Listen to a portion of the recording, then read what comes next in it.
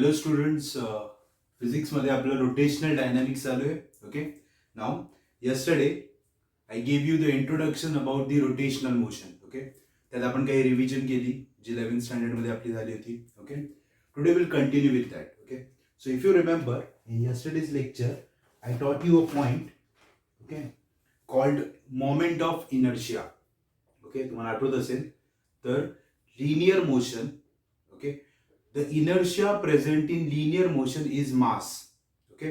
Similarly, in rotational motion, there is a inertia.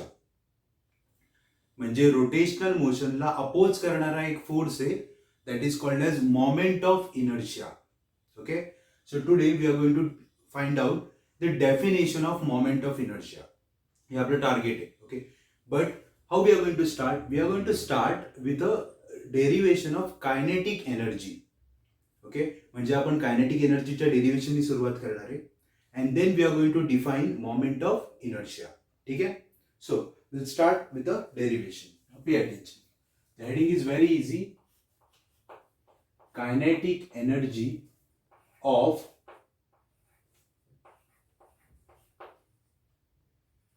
rotating body.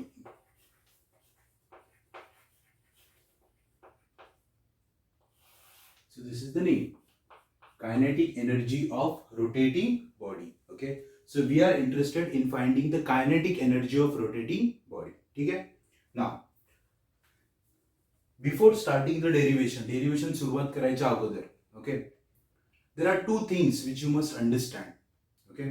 First, okay, the first word is summation. Okay, and the second word is integration. ठीक है. दोन्ही mathematical terms आहेत. Summation आणि integration. Okay.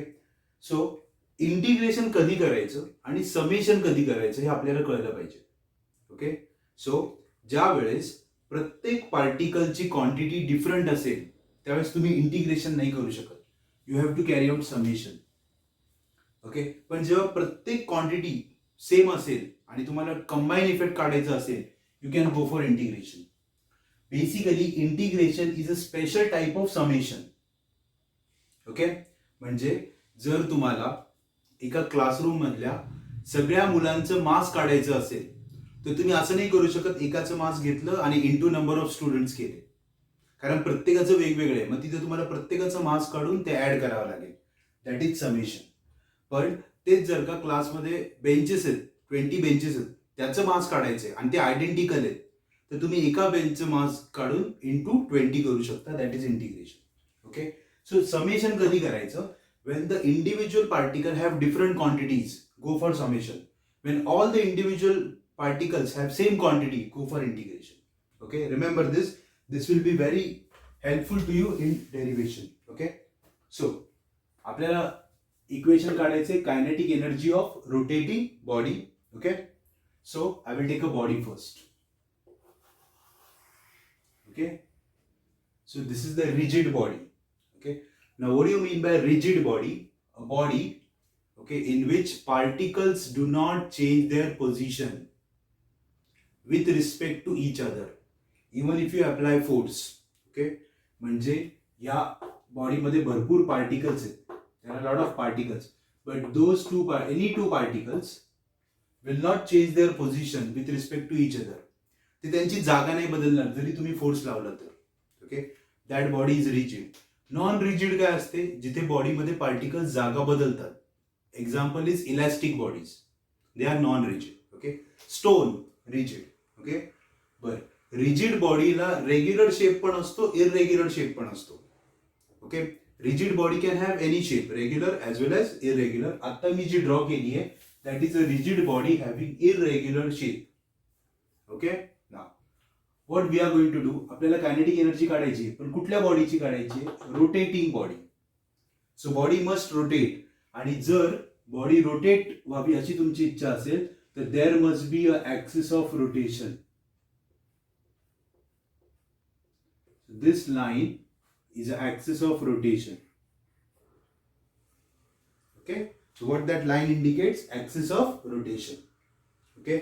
So other point है, this point, okay, we'll label this point as O. So your axis of rotation is passing through point O. Okay, and body is rotating. Okay, आता body is performing rotational motion आणि आपल्याला त्याची काढायची kinetic energy. Okay, ठीक आहे. What we have to find out ते कळलं. Body is performing rotational motion and we have to find out kinetic energy of that rotating body. Body is rotating with angular velocity omega. असा arrow काढला तरी चालतो. याचा अर्थ body rotate होतीये आणि omega is the angular speed. Angular linear नाही, this is angular speed of the body because body is performing rotational motion. Okay, ठीक आहे. सो इंट्रोडक्शन मध्ये सुरुवातीला काय लिहायचं बघा. Consider a rigid body. Consider a rigid body.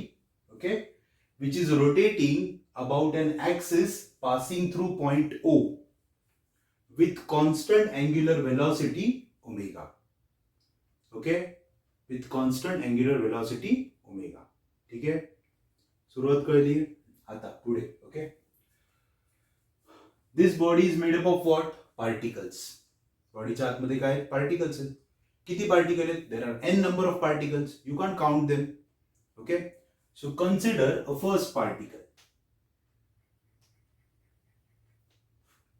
The mass of first particle is m1. Okay, consider another particle. The mass of that particle is m2. Okay, अशी किती particle आहेत रे? There are n number of particles. एकाचं मास m1, m2, m3, m4. How many are there? There are n number of particles. So I will take one more particle whose mass is mn. Okay, ठीक है. So, consider a rigid body consisting of n number of particles having masses m1, m2, m3 up to mn. Okay, and their perpendicular distance, okay, from the axis of rotation. हाँ axis है ना? ये perpendicular distance है. Their perpendicular distance from axis of rotation is r1,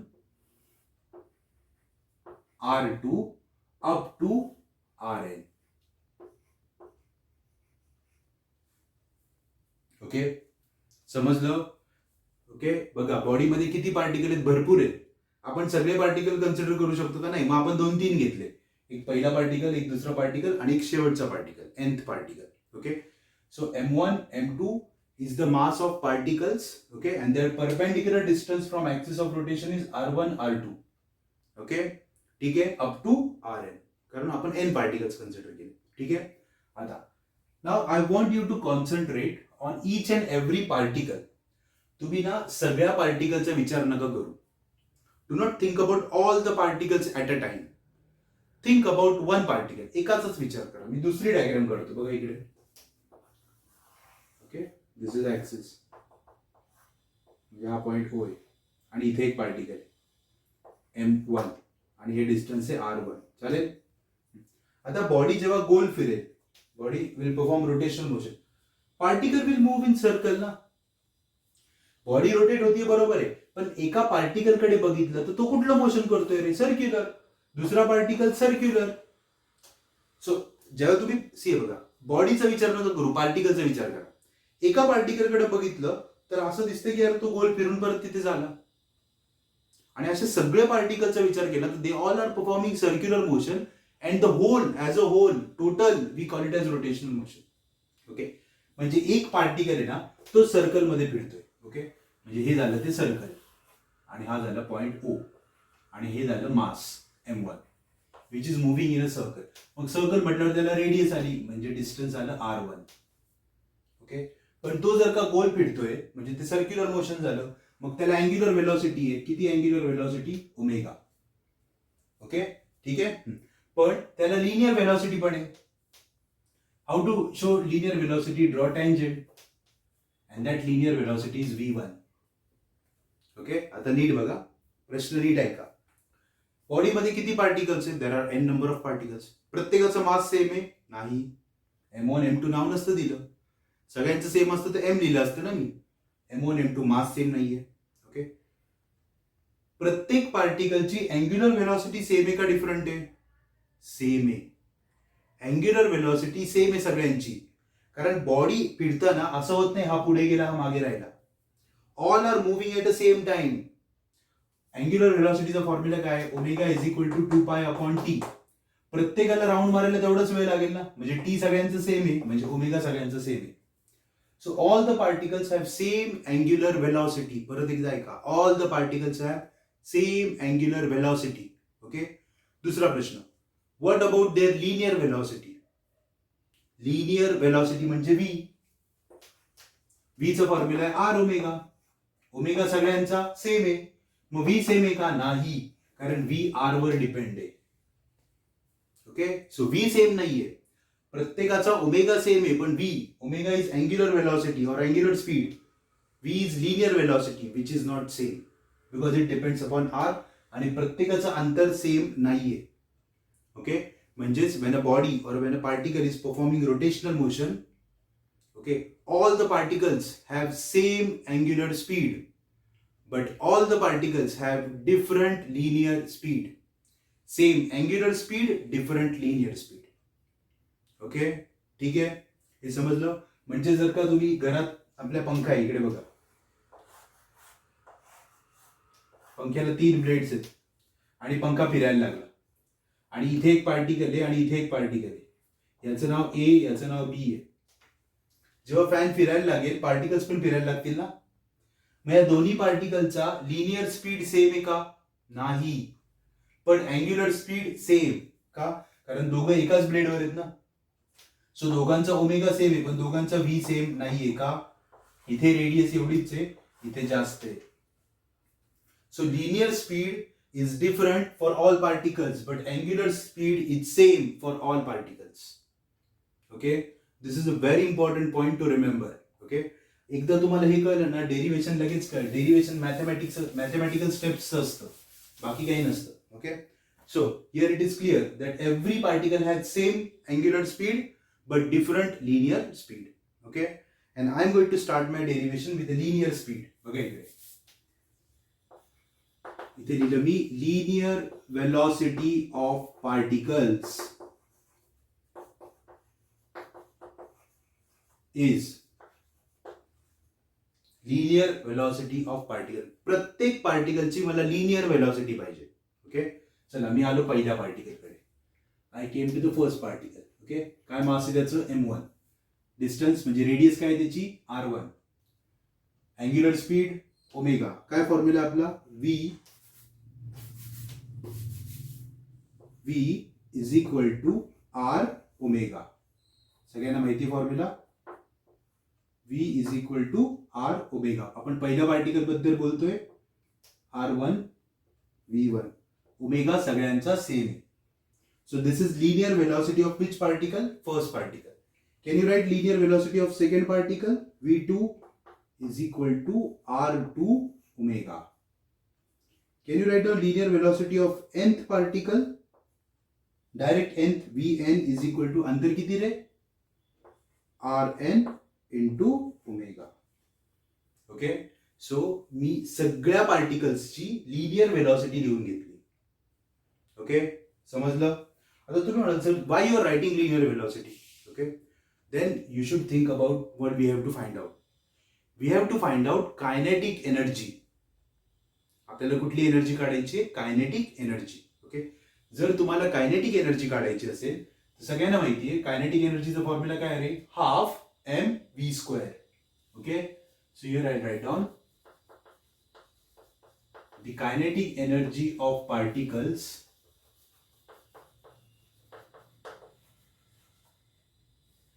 is, now first पार्टिकलची kinetic energy काढतो मी, ke1 is equal to half mv square. This is formula, half mv square. We are talking for which particle? First particle. मी इथे काय लिहायचं? m1 and v1.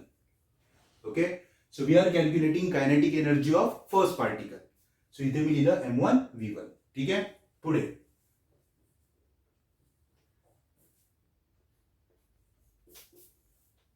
Is equal to, पुढेच लिहितो half m1.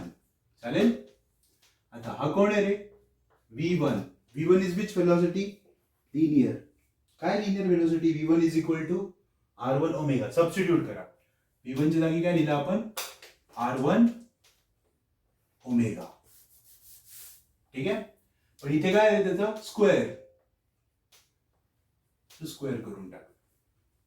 Okay. So what is the kinetic energy of first molecule? Half m1 v1 square, half m1 v1 च्या जागी काय लिहिलं? R1 omega square केला. ओके. सिंपल आहे. Now tell me what is kinetic energy of second molecule. आता हे तुम्ही direct पण सांगू शकता.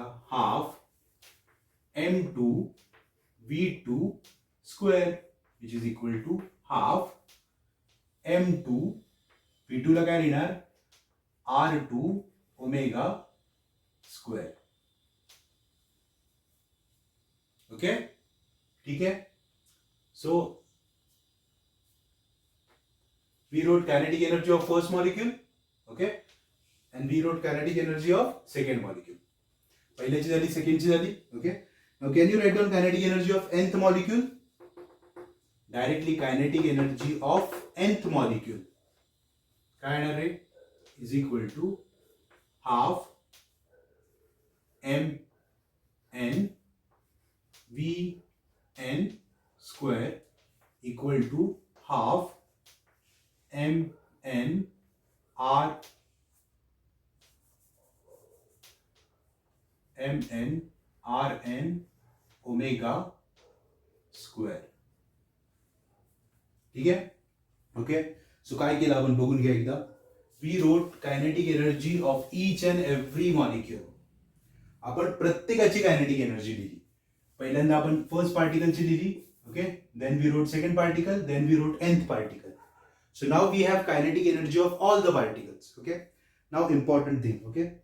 Kinetic energy scalar is a scalar quantity or a vector quantity. Kinetic energy is a scalar quantity. त्यामुळे kinetic energy ला direction नाहीये. Okay. नीट समजून घ्या. मासला डायरेक्शन नसते. हाफ कॉन्स्टंट आहे. वेलॉसिटीला डायरेक्शन असते. पण इथं वेलॉसिटीचा स्क्वेअर आहे. पॉझिटिव्ह नंबरचा स्क्वेअर पण पॉझिटिव्ह असतो. निगेटिव्ह नंबरचा स्क्वेअर पण पॉझिटिव्ह असतो. त्यामुळे इथे निगेटिव्ह येऊ द्या नाही तर पॉझिटिव्ह येऊ द्या. स्क्वेअर केल्यावर तो प्लसच होणार आहे. Therefore kinetic energy is a scalar quantity.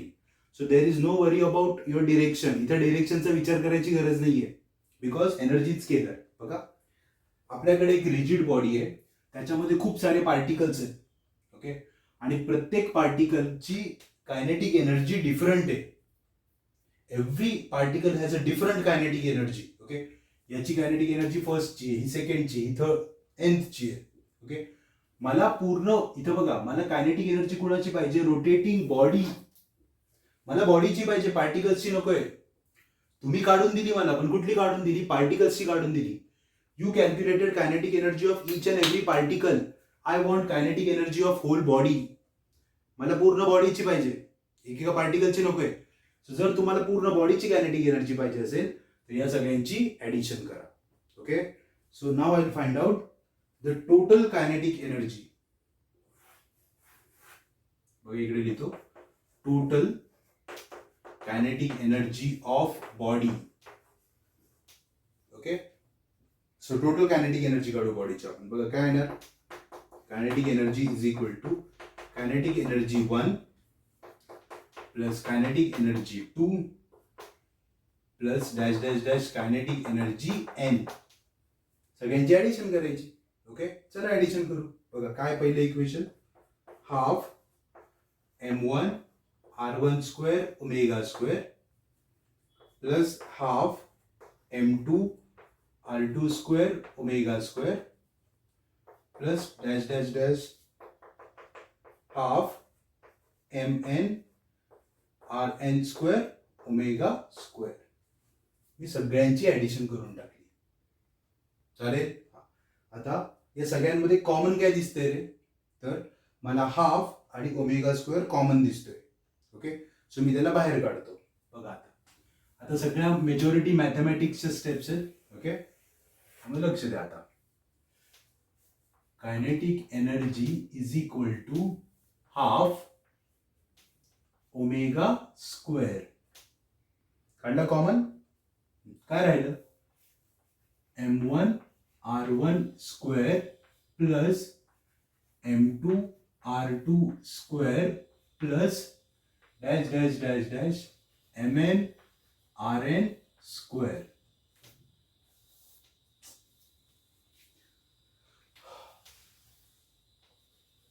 mn rn square. ठीक आहे. Okay. So half omega square आपण कॉमन काढला. ठीक आहे. बघा आता लास्ट स्टेप आहे. ओके, तुम्हाला लगेच कळेल. So kinetic energy is equal to half okay omega square दिला. आता जरा नीट बघा. ओके, काय रे फर्स्ट टर्म काय रे m1 r1 स्क्वेअर. तिथं दिसत नसेल तर इकडे बघा. m1 r1 square, m2 r2 square, m3 r3 square, like that mn rn square. म्हणजे सगळ्या टर्म ना दिसायला सेम आहेत. एकात मास आहे, एकात डिस्टन्स आहे आणि त्याचा स्क्वेअर आहे. टर्म सेम आहेत ना. So I will write down in the form of summation. Summation मध्ये लिहितो बघा. Summation of mi ri square. तुमच्या पुस्तकात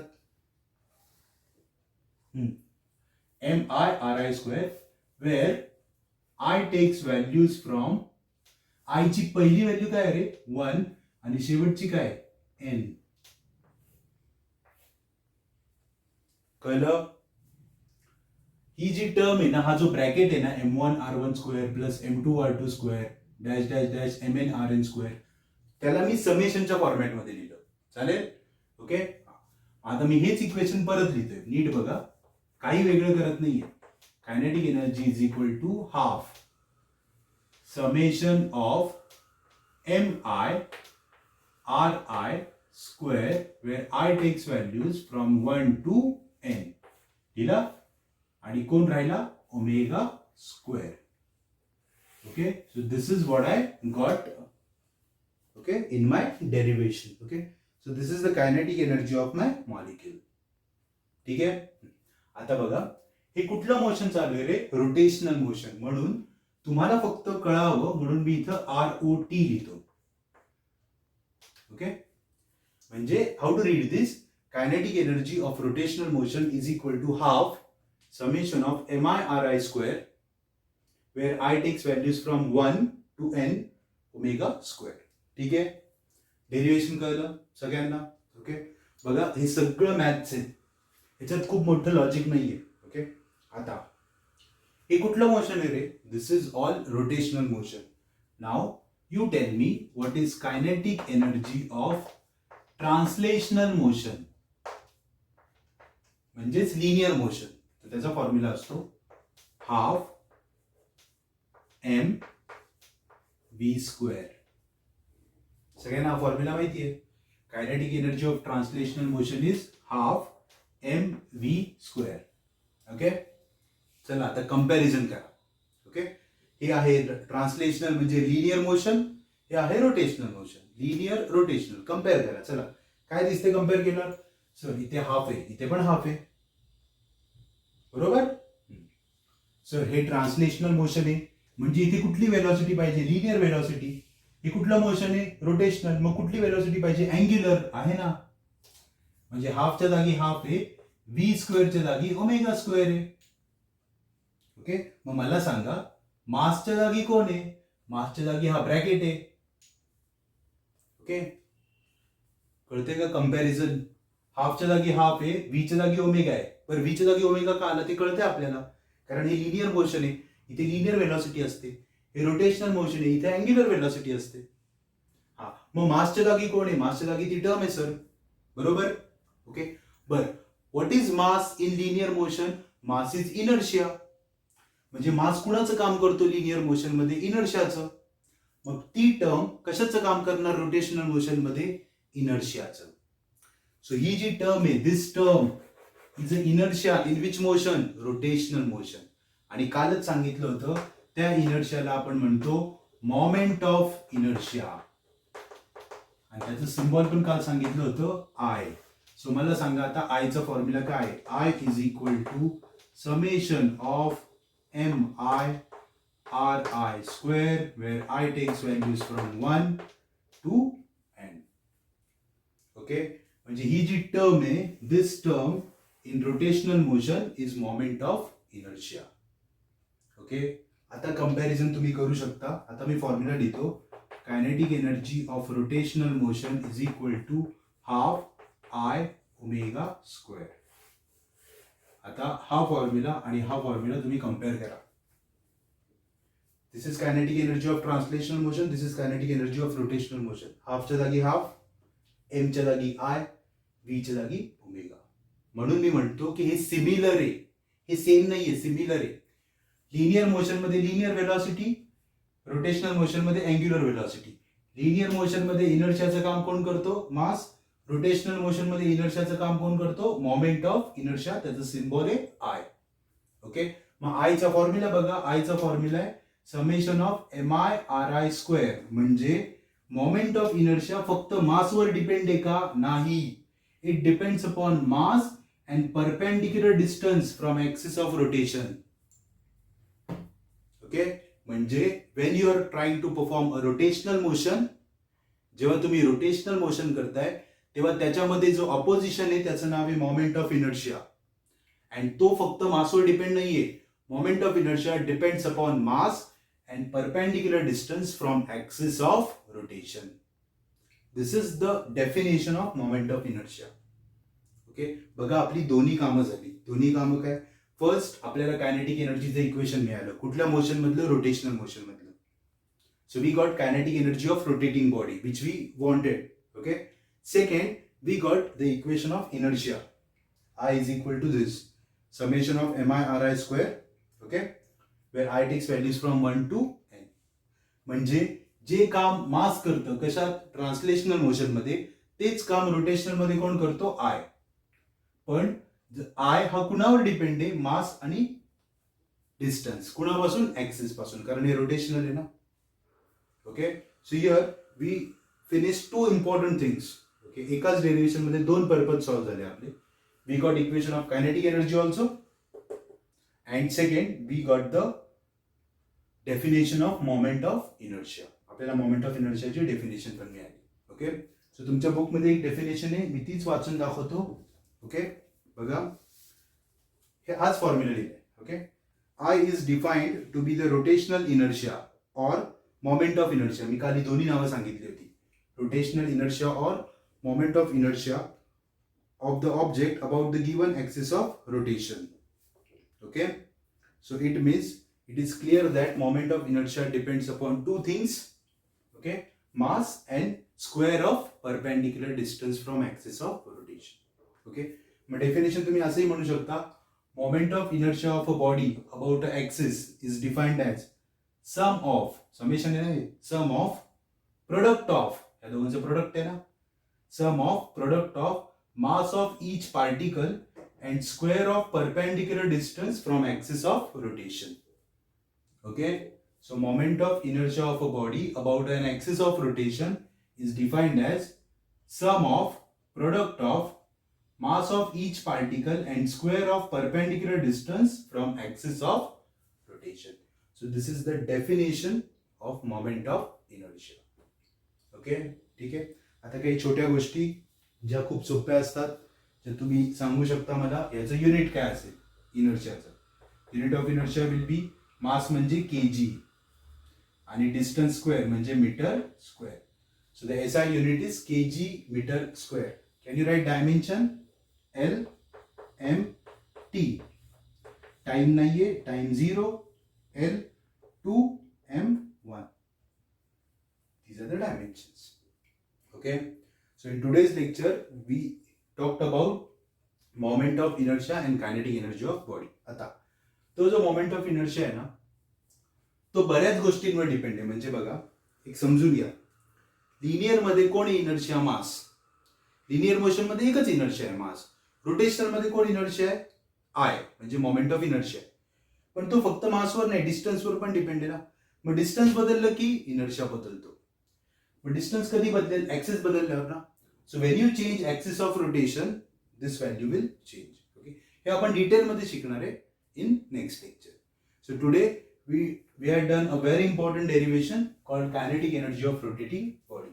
जर एक्झामला डेरिव्हेशन आलं तर हे खूप स्कोरिंग आहे, कारण हे व्यवस्थित लिहिता येतं सगळ्यांना, याच्यात काही इश्यूज होत नाही. ठीक आहे, fine. So go through the derivation and learn the definition of moment of inertia. Okay, so for today we'll stop here. Thank you.